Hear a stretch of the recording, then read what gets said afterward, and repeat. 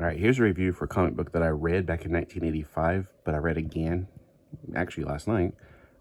Sorry I can't just do reviews when I need to because I have other duties now. This is from July 1985, 75 cents, good old days. Dreadstar and Company, fabulous first issue. So it does a really good job. Let me just go ahead and say what I can remember. Great job on the art. It does a really good job of giving you the backstory. It gives you caught up with it's from Epic Comics or Epic Magazine. It gives you several pages of history right here, and it's very informative. It'll even say, like, this is from Dreadstar Annual, this is from the graphic novel, this is from Epic Comics, which are really magazines, numbers 1 through 9. So evidently, this is the first issue in a comic book. He had several other places that the story was building to this point, so you don't feel like you're clueless when you get into it. This is not Scarlet from G.I. Joe. So I thought that was funny right off the bat. So now it makes me wonder, since this was 1985 and G.I. Joe Scarlet was 1982, and this story precedes this, which one came first? I don't know now, because I was thinking, oh, they copied her. No, I don't know now. I really don't know which one's the copy, or if either one of them's a copy. All right, so we have on the cover a fantastic art. I'll give it, God, I hate to give it an A, but I'll give it an A minus just to be on the safe side. Or maybe a B plus. There we go. I feel comfortable with a B plus, but it's fantastic art. I like it a lot. It's just, you know, it's 4 characters with a splash page. So really good. I don't know. I mean, the foreshortening's pretty good right here on the leg. I'm looking at the proportionalities. Overall, it looks really good, but then again, it's also kind of a splash page. So the hand looks a little weird right there because it's like, what? Like, where's his thumb? I know his thumb's over here, but it just looks, there's a little bit to it that makes me want to give it a B. And B is not bad. Remember, C is average. People often think, well, if it's not an A, it's not good. You must be like me. You must be these overachievers. All right, the inside art. Oh, by the way, cover, not just cover art, cover, the juxtaposition of the characters. It's all good. The inside art,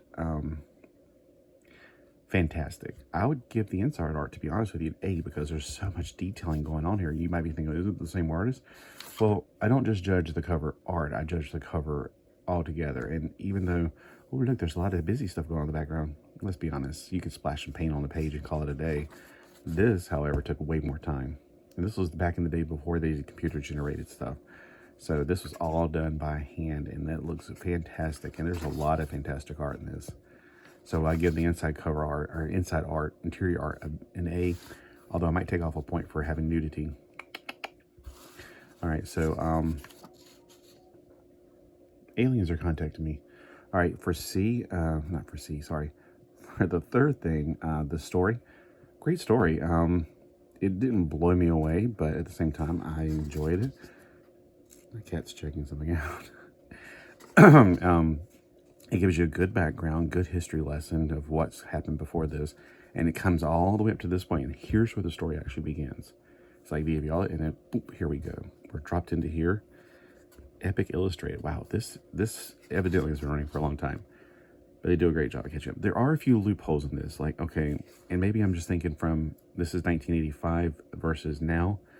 If they're getting on a ship, there's, let me put it this way. I had some things like, why did this happen when they obviously could do this? Like, if they could teleport, why can't they teleport them into a jail? They can teleport their people onto the bridge. Why can't they teleport people into a jail? And then this woman can talk to computers. Okay. And there's, you know, all this gold and stuff. All right. There's a little bit of confusion, but that's because I'm reading it from 2024 to 1985. So our understanding of things back then were different than now, like gold. And what good is gold in space? I mean, you know, you can't eat gold. You can't fly around in gold, you know, so I don't even know what that is anymore. This was interesting too. She was trying to disconnect this robot because she can talk to robots with her mind, like telekinesis or telepathicness with robots. This had a human mind in it, so that's kind of gross, which is a good thing because it makes you think these people are really disgusting. It's the church in I don't know if this is written from an atheist perspective or a person that thinks like me, which, I mean, a lot of people call me an atheist. But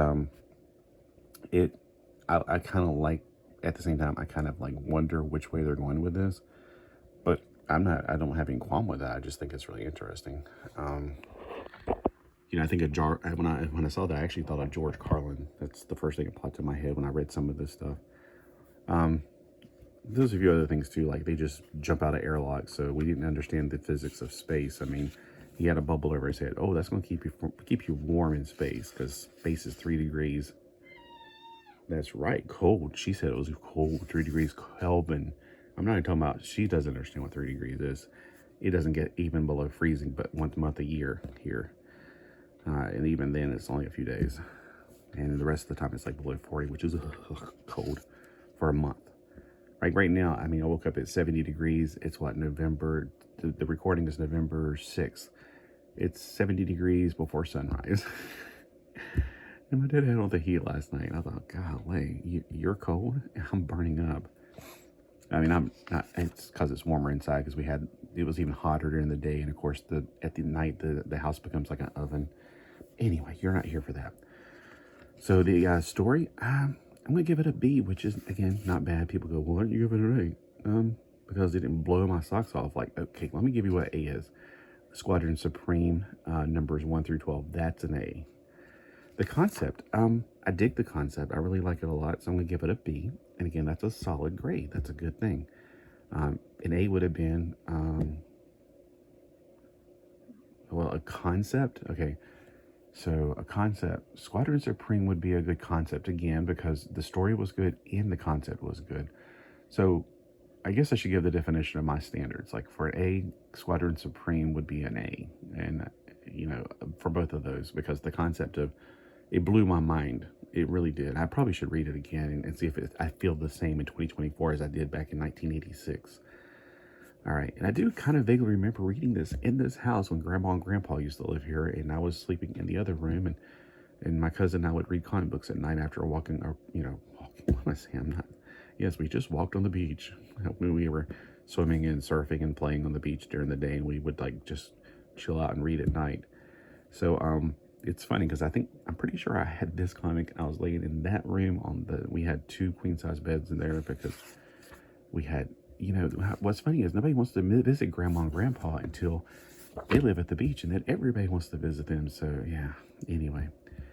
So I wonder, guys, if you thought Dreadstar and Company was good. I've heard a lot of good things about it, and I'm like, I vaguely remembered it, so I thought I'd pick up this one when I saw it, and I am very happy with it. So overall grade, I'll give it a solid B+. I'll give it a B+. How about that? But getting an A is hard for me. You got to be really amazing, which it does not disappoint. Is it worth $1? Heck yeah. I don't know how much you'd pay for it where you got yours at, but it's definitely worth $1 to me, which is how much I paid. Well, y'all have a fantastic day. Let me know again what you guys think in the comments below.